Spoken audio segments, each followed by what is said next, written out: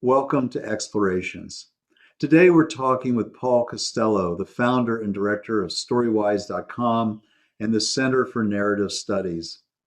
Since 1995, Paul has been researching new ways to unleash the power of story and apply it to some of the most challenging issues of our time. In this fourth of a five-part interview, Paul examines an essential component for change, story listening, and how it's not the story you listen to, but rather the story you listen through. So let's get to it. One of the other side of story is story listening, and you've done a lot of thinking and some writing on that. I've appropriated some of that work and put it in the new book. Talk a little bit about listening and your experiences in working with diverse groups who are so ensconced in their story they make very little space to even hear the other's story. Right. Say a little about that. Yeah, one of the maps that I love is around the listening thing that and I discovered this particularly in the challenges and the frustrations of the Israel-Palestine thing around that. You try to change the story, but somehow or other, in a way, like this. If the story is somehow sort of got some history or it's so deeply embedded in their identity, then as much as you try to change that story, you're not going to be able to change it. So then where is the theory of how do you change it? So then you have to then change how it's heard.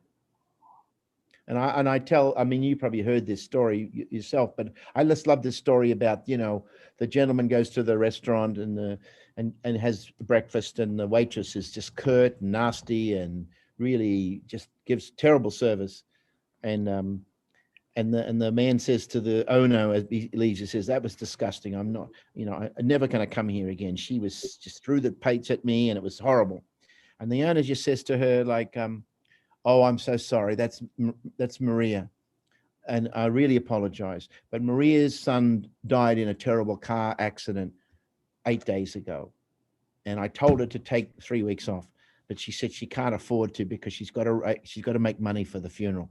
So she's working night shifts. She hasn't had any sleep for the last 3 days, but she needs the money. And, and he says, like, "Well, I wasn't going to tip her."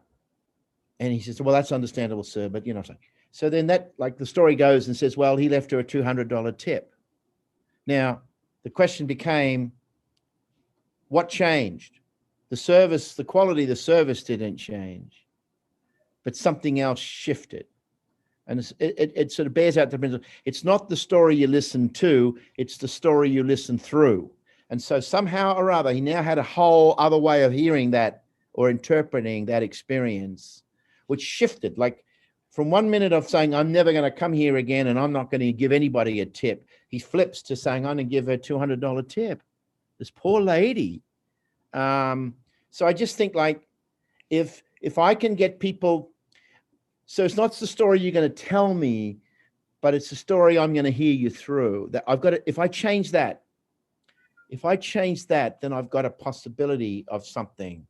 If we listen to Trump supporters or people that I don't agree with in the political sphere, if I change the story of how I listen to them, I don't expect them to change their story, but I've got to change my story of how I respond, how I listen to them. To me, that opens up a whole lot of new possibilities around shifting people. I was just teaching a course on the 7 powers of story, and I was talking about QAnon and conspiracy theories, and I suddenly found myself saying I had great compassion for these people because this story has consumed them, and I know how consuming stories can be, even in my own life. Right. Get consumed by a story, a point of view that I can't see it any other way, and that's the great tragedy, is that they've had no way to discern what they're consuming, and it's logical that they are where they are.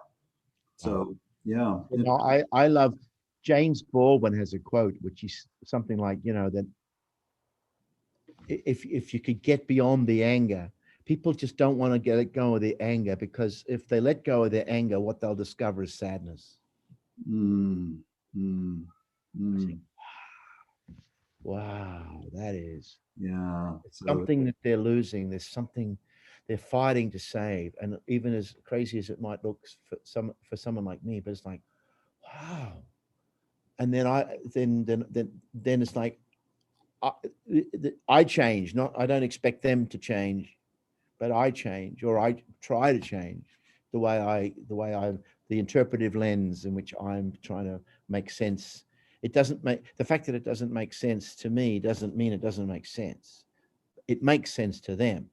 So it's the obligation on me, if I'm really, is how does it make sense to them? I want to find out, you know.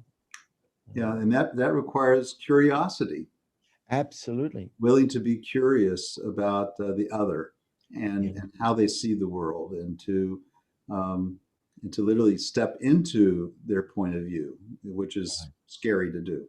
I, Um, you know, the earliest work that I used to do was working on the streets in Australia in an organization that I helped set up called Rosie's. And, you know, homeless people on the street, I often tell this story, you know, if they're homeless, indigenous, they got nowhere to live, no money, they may be having a drug problem and stuff like that. So my volunteer helpers, you know, you realize often it was a one shot, you had one shot to, to make any difference. And the usual victim story that these hustlers on the streets know so well, you know, my father beat me up, the police are beating me, I've been in prison, I need money, give me some money for some food, I need some money. They know how to tap if you're young Christian men and women that I'm training up, they kind of know. So if they're listening to that story through the lens or the story of compassion and empathy and being a good Samaritan and a good Christian, what they'll end up doing often is reinforcing the sense of powerlessness that the person is presenting. So if you flip that and train them to say, I'm gonna look at you, I'm gonna look at you through the lens of resilience. And so my response is going to be, oh my God, your father beat you and you were in prison. Wow. But you're still here. Like, what are you hoping? Oh, I'm going to go to Sydney and I'm going to set up my own fashion shop. Wow. Like, tell me how you've kept that hope alive. I can't, I've tried to live on the street for a few nights and I couldn't stand it, but you live on the, how do you do that?